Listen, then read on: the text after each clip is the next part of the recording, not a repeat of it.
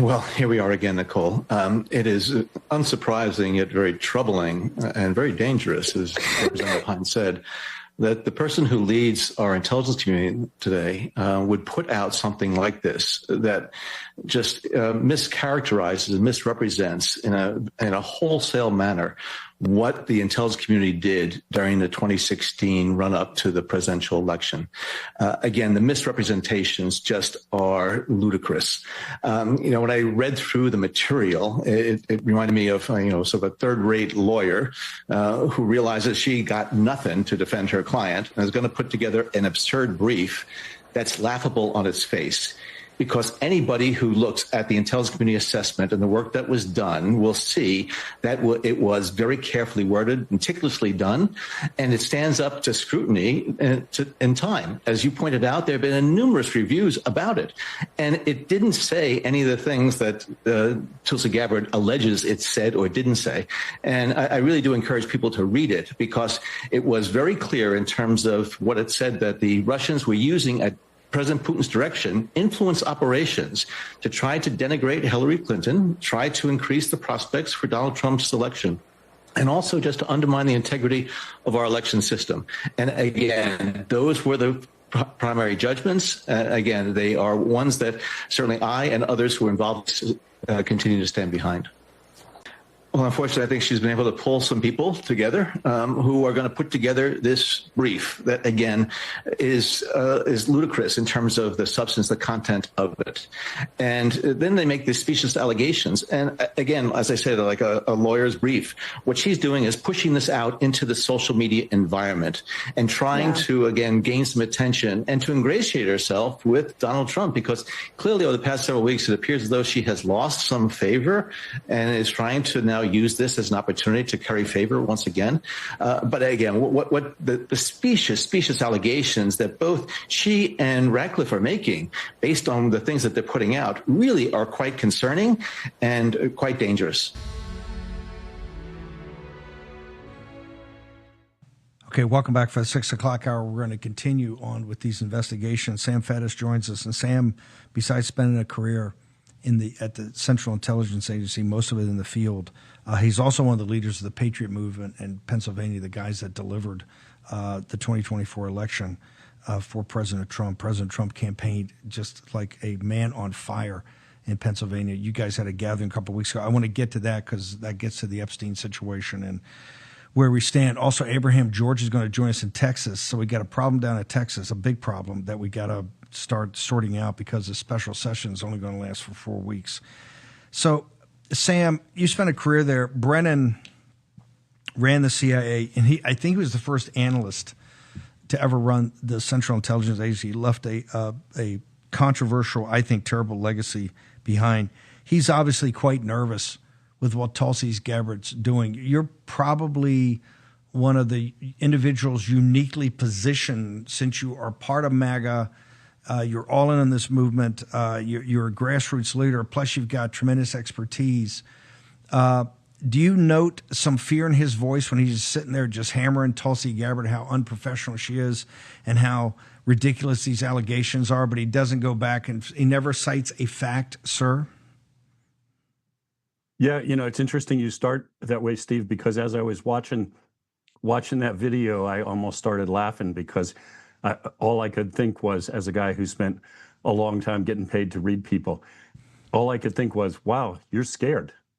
You are really worried now, man. You are just jabbering away, falling all over yourself. What happened to the smug, I'm impervious, nobody can touch me exterior?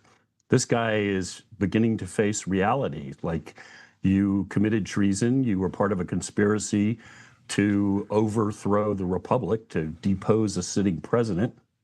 And now, oh my God, you might actually face the consequences. I guess that never occurred to him.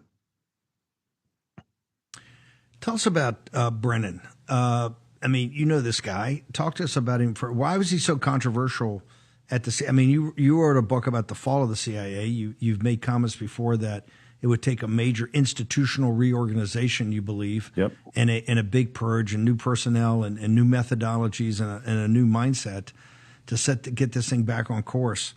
But Brennan has thrived, not just thrived in that environment, he's helped build that environment. Tell the audience, who was John Brennan? Well, look, John Brennan was basically a mid-level analyst of no particular note until he got named to be the guy who briefed Bill Clinton on the PDB, the Presidential Daily Brief.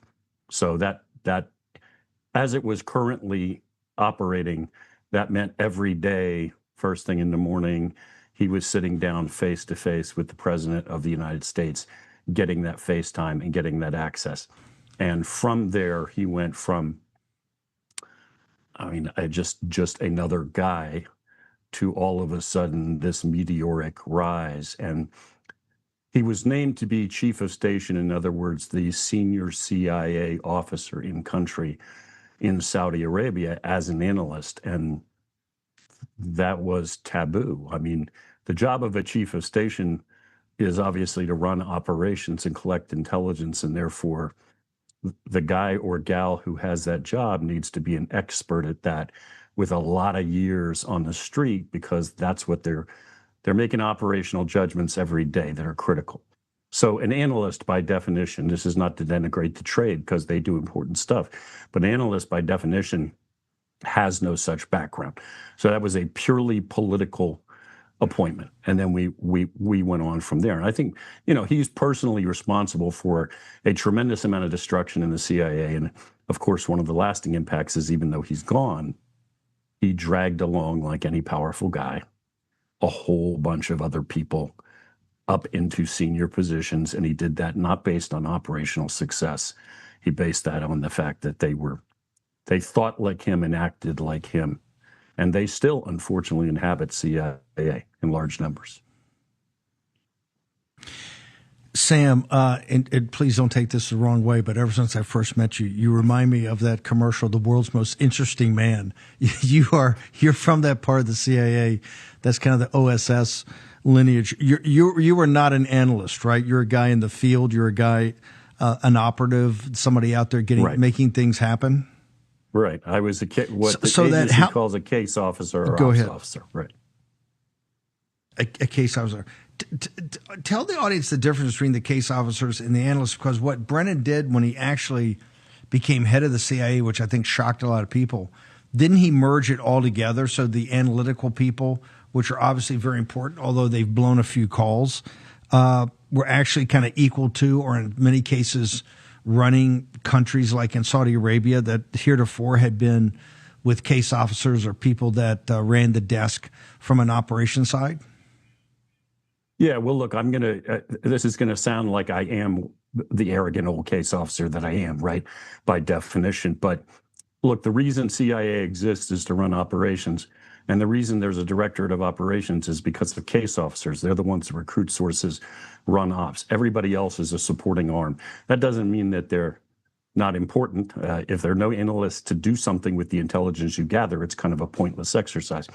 But ops is what drives the train. Of course, Brennan derailed that completely and pulled into positions of power and authority folks who rarely, if ever, left Northern Virginia, didn't run ops, had never met a source, never recruited a source, never done any of that. It was all a political ladder climbing game. And then, of course, because of who he had attached himself to, there's the domestic American political element to this too. So now the guys, folks like Mike Morrell, who people's name probably recognize the name, the guy who orchestrated the letter with the 51 supposed spies and all about Hunter's laptop. Okay, Morrell was never a case officer.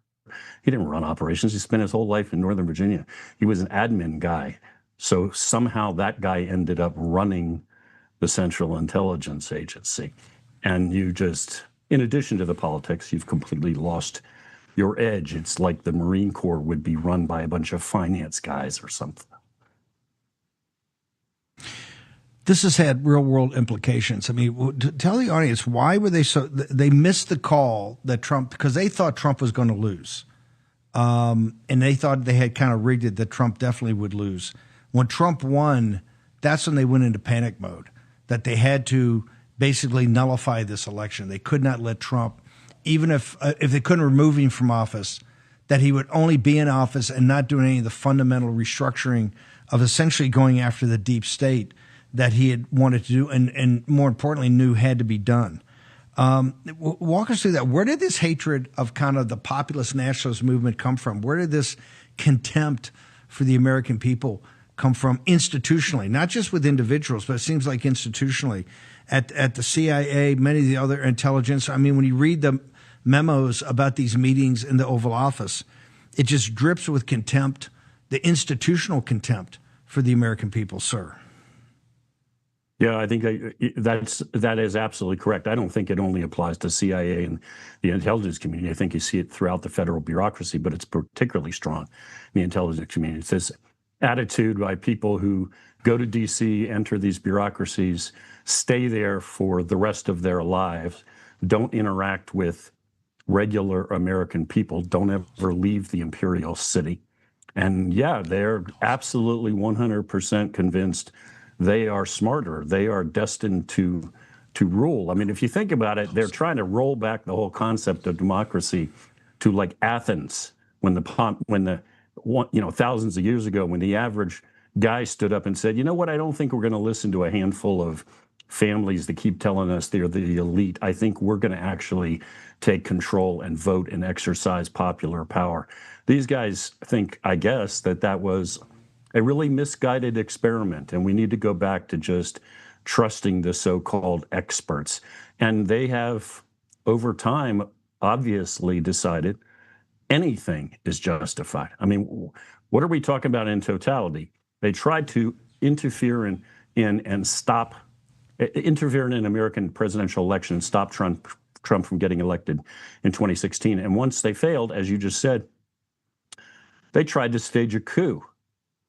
They tried to stage the first coup in American history, violate the Constitution, commit treason, and overthrow a sitting president. And to this day, they think they were doing the right thing. That's the mind-boggling part. As someone that's a case officer or in operations or the directorate of operations, you guys know about coups, right? The color revolution and coups, coup d'etats. Do you think that this rises to that level? When you use that, when Sam Faddis uses that word, it's a lot different than when Steve Bannon's throwing it around. Do you think that what you've seen and what you've looked at objectively is that when they failed to stop Trump from being elected in 2016, which they were more shocked than anybody, do you think that they actually initiated what you would consider to be a coup? Yeah, without question. I use that word very deliberately.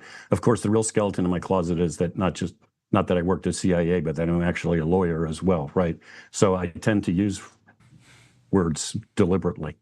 And I don't think there's any question. This is treason. You decided you didn't like the results of an election. And now you are undertaking an effort to drive a sitting president duly elected by the people of the United States from office and depose him. And along the way, as you know better than most, everybody else is collateral damage, man. It doesn't matter. Once you've made that decision, you'll send people to prison, you'll bankrupt them, you'll take away their law licenses, you'll stomp on anybody.